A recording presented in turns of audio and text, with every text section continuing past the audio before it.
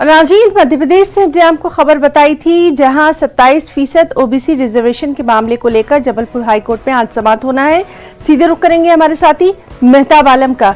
मेहताब, कितनी अहम ये समाअत है?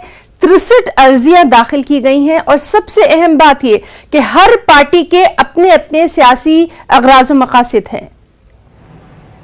है ना, जो जबलपुर हाईकोर्ट में जो समाअत होनी वो बड़ी अहम इसलिए भी है कि पिछली समाअत जो 25 जुलाई को हुई तो उसमें हाईकोर्ट ने फरीकैन की अदम मौजूदगी पर जो है उनकी गैर हाजिरी पर जो है नाराजगी का इजहार करते हुए आज से होने वाली समाअत के लिए वक्त मुकर्रर किया है कि जो भी समाअत होगी वो 1 घंटे के लिए होगी। तो आज जो समाअत होगी वो 3:30 बजे होगी और 1 घंटे के लिए होगी। अब जितनी भी समाअतें होंगी उसके लिए 1 घंटे का वक्त मुकर्रर किया गया है। अदालत ये चाहती है कि इस पर जल्द से जल्द फैसला हो और वहीं पर सीजीआई को और इसके साथ साथ मध्य प्रदेश हुकूमत को अपना मौक़िफ़ पेश करने की हिदायत दी गई है ना।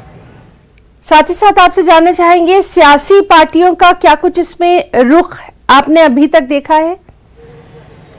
है ना, इसमें बताते कि पहले जहां पर भारतीय जनता पार्टी जब कमलनाथ हुकूमत ने 2014-19 में इस पर 14% से 27% किया था तो भारतीय जनता पार्टी इसकी मुखालफत कर रही थी। लेकिन अब दोनों ही पार्टियों का मौक़िफ़ एक है, दोनों चाहती है कि 27% ओबीसी रिजर्वेशन मिले। इसकी वजह यह है कि मध्य प्रदेश में जो ओबीसी वोटर्स की तादाद है वो 52% है और दोनों पार्टियां ओबीसी वोटर्स को अपने साथ साध कर रखना चाहती हैं। यही वजह है कि दोनों पार्टियां ये तो चाहती है कि 27% वोटर्स जो है ओबीसी को रिजर्वेशन मिले, लेकिन दोनों के अपने सियासी एजेंडे अलग अलग हैं। यही वजह है कि मध्य प्रदेश में अदालत के बाहर एक सियासी घमासान मचा हुआ है ना। जी मेहताब, तो बहुत बहुत शुक्रिया अदा करना